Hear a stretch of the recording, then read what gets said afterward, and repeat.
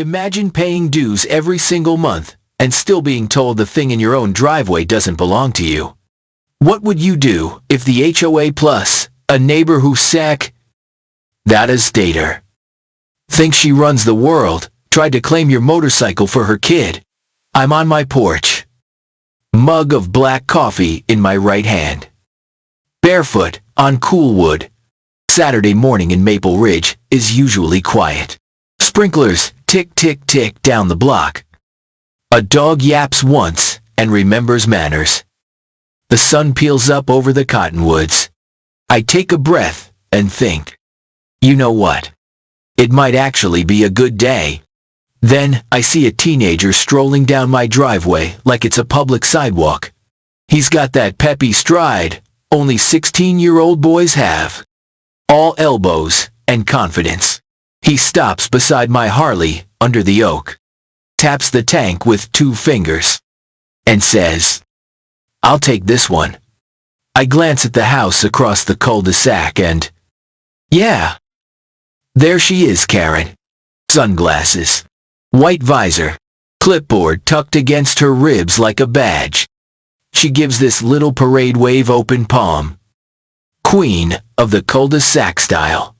I don't wave back. Kid, I say. Soft. You're confused. He shakes his head. Mom said you donated. For the good of the neighborhood. 'Cause the noise ain't, well, isn't good. She talked to the HOA. They approved. Kinda. There's a word doing heavy lifting. My bike's not a donation. I tell him, it's mine. He squints. Like I'm the one being difficult. But you barely ride it. I ride every weekend. Maybe not always long. But I ride. I've owned that Harley for over a decade, restored it, tuned it, polished it until the chrome throws the sun back in the sky. It's not a toy. It's a part of my week. And honestly a part of me. I walk down the steps, keeping my voice steady. We're done here. He shrugs and backs away, muttering, "Gonna tell Mom." Of course he is. Because this isn't the kid's idea. It's Karen's. And Karen, well, there's people who like living in a community. And then there's Karen, who likes running one. She crosses the street without waiting to be invited. Steps right onto my lawn like the grass came with her mortgage. Morning. She sings. Syrupy. Let's talk about the motorcycle. Let's not, I say. She smiles like I'm a toddler who said a funny word. Be neighborly. It's an eyesore. And it's loud. We had a board discussion, informal, and consensus is, you should gift it to Tyler. He'll appreciate it. You've had your time. Consensus. I repeat. Not a vote. Not a rule. Just you and your friends on Facebook Messenger. Her cheeks stiffen. She lowers her voice. Refusing to cooperate will force me to escalate. Escalate what I ask. Your attitude. Your non-compliance. The disruption. She points to my Harley. Like it just spit on her shoes. I'll be in touch. She spins on her heel and marches off. I stand there. Coffee going cold. Wondering how many ways a person can rearrange the word no without starting a war. Here's the thing about me. I don't rattle easy. I spent years learning to keep my head in tense situations, years where a good day was just making it back for dinner. But HOA wars, they're a different flavor of exhausting. You can't walk away. You live here.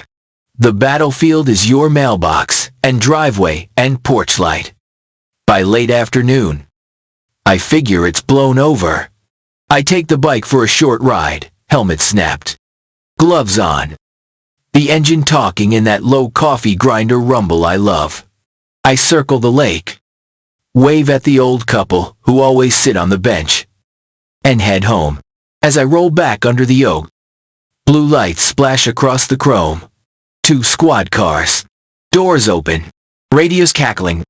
An officer steps forward. Halma. Sir. Please step away from the motorcycle. I freeze. What's this about? Report of a theft. He says, a neighbor claims you unlawfully took possession of a motorcycle promised to her minor son. I blink. Then I almost laugh. Because it's so bizarre, there's nothing else to do. This is my bike. I've got the title inside. Registration. 2. In my name. For years.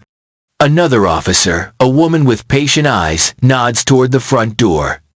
May we retrieve the documents for everyone's safety. It's better if you stay outside. Top drawer of the hall desk. I say. Key on the hook by the light switch. As they go in with my permission, Karen appears like a storm cloud with lipstick. Tyler lingers behind her. Arms crossed. Embarrassed, or pretending not to be. There it is. Karen says to the officer, that's the one my son was promised. The donor changed his mind. He's creating a hostile environment. You weren't promised anything. I say, your son showed up and announced he's taking my bike. Like he was ordering fries. Language. Karen huffs. Though I hadn't cussed. You misled a minor. The officers return with my paperwork. The woman scans the title. Registration. Grin flicking at the corner of her mouth. Everything checks out. She says. Ownership is clear. Karen's sunglasses tilt. But he said ma'am. The officer says. Gentle, but done. This is a civil disagreement. Not theft. They hand back my documents and leave. Karen's victory face deflates into something meaner. She points a sharp finger. You want to play games? Fine. I tried to do this nicely. She walks off without looking for traffic. Tyler trails behind, throwing me a look like I personally ruined his birthday. I set the title on the bookshelf inside, lean in the doorway, and feel that quiet after a siren, the air thinner. The birds hushed. Your own heartbeat, loud in your ears. The letter arrives 3 days later. HOA letterhead. Triple underlines. Too many capital letters. Official notice of community disruption. It accuses me of operating a nuisance vehicle, failing to uphold the spirit of neighborliness. And this part actually makes me snort of promising and withdrawing a donation to a minor, thereby causing emotional distress. There's a fine listed in words instead of numbers, like they're reading the Declaration of Independence. Pay within 10 days. It says, or additional action may be taken. I pour a new coffee and read it again. Slow, this time. The sheet smells like printer ink and perfume. The bylaws, yeah. I've read them say nothing about motorcycles. Except a line about excessive noise after 10 p.m. I don't ride late. I don't blare music. I don't rev for fun. And as for the so-called promise, there's a doorbell camera that caught Tyler saying, clear as a bell. Mom said you'd give it to me. I scan the letter. Then call Mark. He and I used to hoist the flag at the Veterans Hall on holidays. These days he works with the state attorney's office downtown. We're not best friends, but we respect each other. Talk to me, he says. I lay it out, Karen. The kid. The cops. The letter. He gets quiet. Then he says, sounds like someone weaponized the HOA to pressure a transfer of property. Not illegal per se.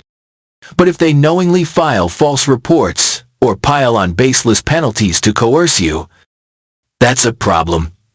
Coerce. I repeat, rolling the word on my tongue. I'm careful. I'm not a lawyer. I don't throw big words like bricks. Document everything, he says. Timeline, copies, videos, every conversation you can recall. Keep your tone clean, no insults. No threats. No gotchas. Just facts. If they escalate, we'll be ready. Appreciate you, I say. And, sorry if this is trivial compared to what crosses your desk. Believe me. He says. Abusive process isn't trivial. I spend that evening stacking my receipts. The doorbell clip. Photos of the Harley from every angle. The title. The registration. The policy from my insurer. My calendar notes that show when I ride Saturday mornings. Mostly. I even print the noise ordinance from the city website. It's boring in the way protecting yourself usually is. Next, I print the HOA bylaws thick little book that pretends it's the Constitution. I highlight the parts about notice, process, appeal, because if they're going to swing the rulebook, I want to be wearing it as armor. 2 days later, the HOA sends an email board meeting Thursday evening. Community room by the pool. New business will include addressing a pattern of disruptive vehicular activity. That's me. Apparently, there's an invitation to participate respectfully, which is HOA language for sit quietly while we scold you. I shave, tuck a clean shirt, and show up 5 minutes early. The community room smells like chlorine and coffee stir sticks. Folding chairs scrape the floor as neighbors shuffle in. Some folks look at me and nod. Some study their shoes. People hate drama, right up until they love it. Karen's already there, planting little stacks of printed talking points on the board table. She doesn't look at me. The president. Bill, soft voice. Wire-rimmed glasses. A man who would rather talk about shrubs calls the meeting to order. The agenda drones along landscaping. Mailbox paint. The eternal saga of trash bins put out too early. Then, new business. Karen stands like she's testifying in front of Congress. As many of you know, there has been an ongoing issue with a nuisance vehicle on Willow Bend Drive. I tried to resolve it kindly, but Mr. Owens refuses to cooperate and reneged on a promise to my son, causing distress and ongoing conflict. She goes on and on. She calls me aggressive, unstable, selfish. She says I scare children. She says my engine vibrates the foundation, which is both dramatic and, not how physics works. She finishes with a request the board should impose fines. And if fines don't work, require the removal of the motorcycle from the subdivision. Bill turns to me. Eyes apologetic. Mr. Owens, your response. Open the folder. Pass out printed timelines and copies. Keep my voice steady. Because anger is loud, but calm is heavier. First, I say, there is no rule banning motorcycles. Only a prohibition on excessive noise after 10 p.m. I don't ride after dinner.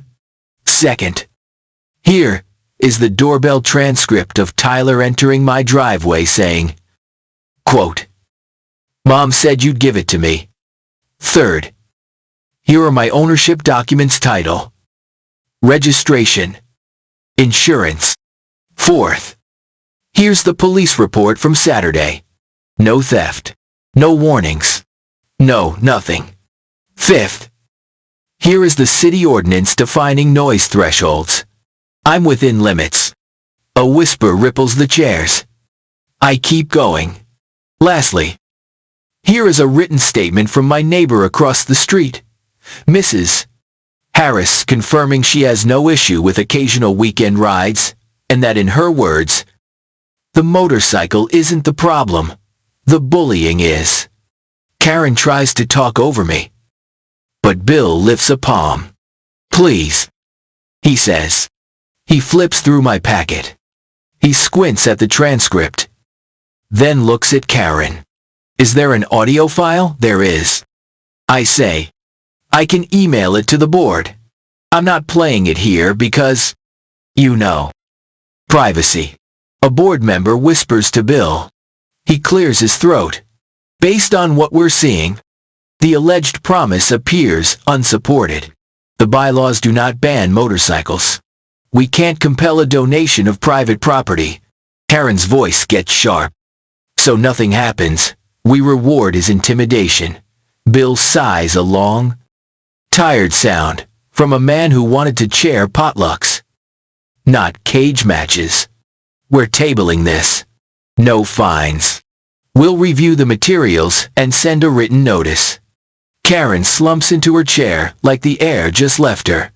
I sit, heart still thudding, hands steady on the folder. A couple of neighbors look over and give me little nods like, we see you.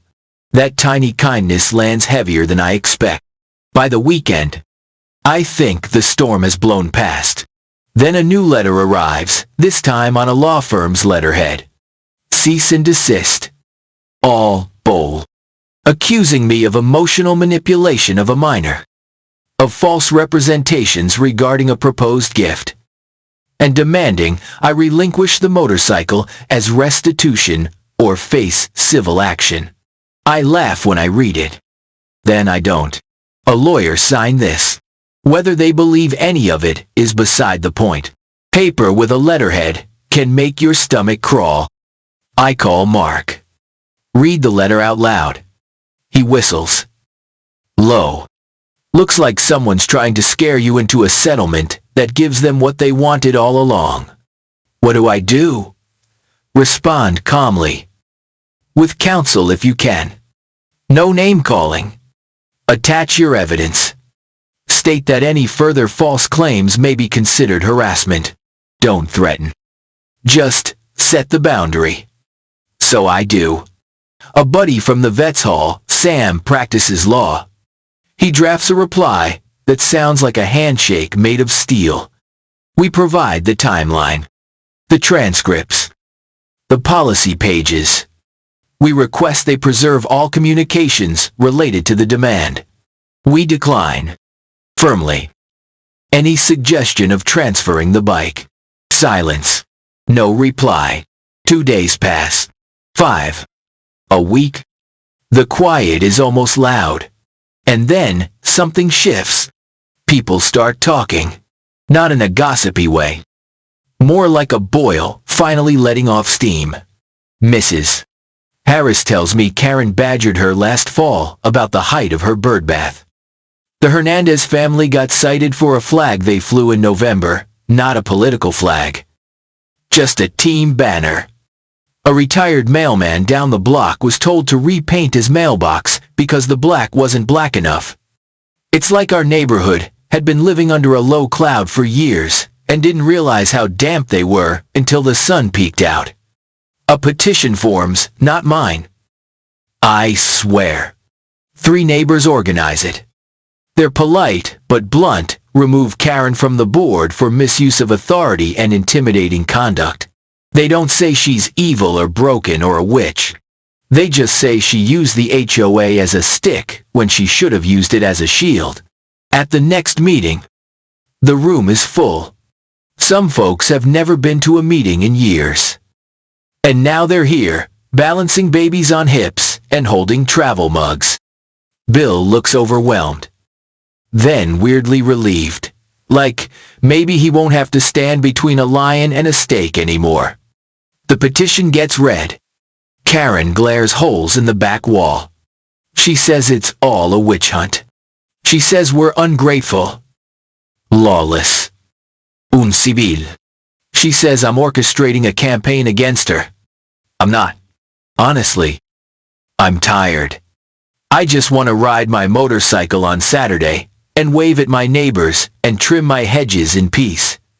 The board consults the bylaws. There's a process for removal notice. Quorum. Vote. It takes 30 minutes of page flipping and 1 awkward phone call to the association's attorney. Then Bill clears his throat. Voice steady. We will hold a vote, he says. Members in good standing only. Hands go up. The tally's not close. Karen is removed as secretary of the board. It's not a mob. Not a cheer. Just a collective exhale. She gathers her papers with tight little motions, refuses to meet anyone's eyes, and walks out. Afterward, the board does something that makes me respect them. They add an agenda item for the next month, strengthen the complaint process. No more anonymous pile-ons. No more surprise fines without documenting rule sections and evidence. No more using spirit of neighborliness as a catch-all cudgel. Due process. Sunlight. Basics we should have had all along. Here's the part I didn't expect. I feel sad for Karen for half a minute. That hunger to control things, where does it come from? Fear, boredom, feeling small somewhere else. I'm not excusing what she did. I'm not forgetting the sirens in my driveway or a letterhead trying to pry the keys out of my hand. I'm just noticing that sometimes the villain in your story is also the neighbor across the street who waves at your trash day because you forget it every other week. A few days later, I'm on the porch again. Saturday. Sun on my neck. I thumb the starter, and the Harley answers back in that baritone that makes the air look thicker. Mrs. Harris gives a thumbs up from her stoop. A kid down the block covers his ears and grins anyway. I keep it gentle out of the subdivision and open it up on the county road. Wind getting under my jacket. Worry shaking loose and falling behind me like pebbles off a fender. When I get home, Tyler is standing on the sidewalk, hands jammed in pockets. He looks smaller without his mom's orbit. I kill the engine and pull off my helmet. Hey, he says. Sorry for, the cops. I let the quiet sit a second. Takes guts to say that. I tell him. He scuffs his shoe. It looked cool. I wanted it. Mom said you'd say yes if she, asked. Tough. He rolls his eyes at himself. That was dumb. Wanting something ain't dumb. I say, how you go about it can be. He nods. I got a job at the grocery store. Maybe I'll, save up for some beat-up scooter first. That's a good plan. I reach for my helmet. If you ever want to learn how to change oil the right way, I could show you on the mower, not the bike. I add, smiling. But you'll learn the basics. He brightens. For real? For real? He heads home lighter. I wipe the bugs off the headlight and think about all the ways a neighborhood can heal loudly with votes. Quietly, with small kindnesses. Steadily with rules that treat people like people. A week later, the HOA sends a formal letter. No violations found. Prior notices are withdrawn. They include a paragraph about revisiting internal procedures to ensure fairness.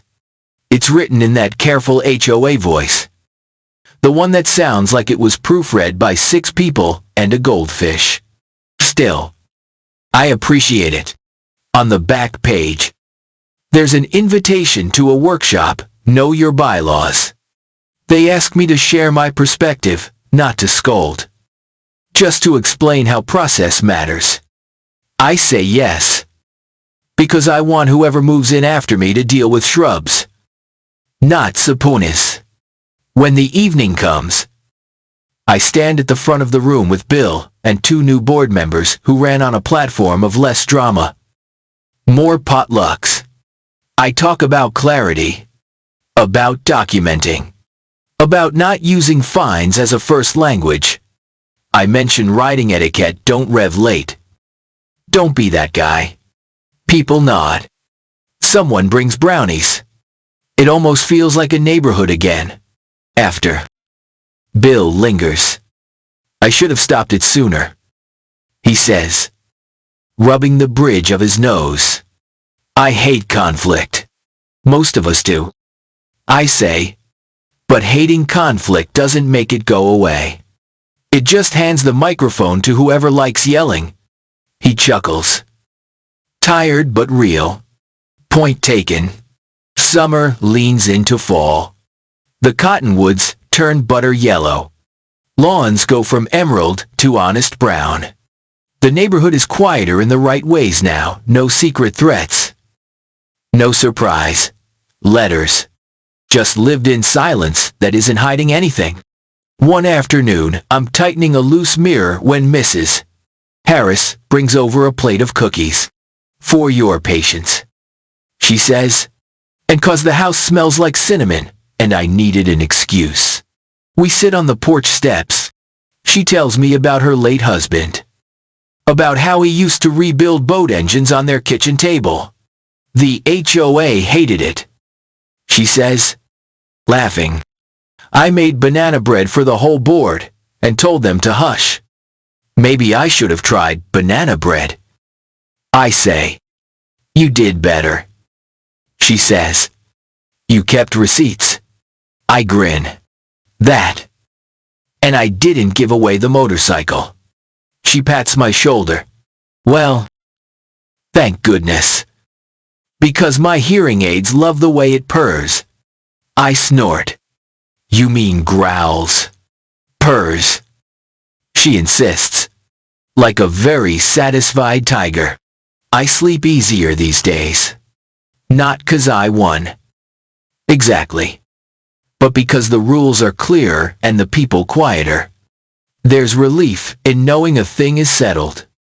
There's relief in knowing the next time someone gets an idea about your driveway, they'll have to bring more than a clipboard and confidence. So if you're listening to this with a cold cup of coffee and an HOA letter on your table, hear me. Keep your cool. Document.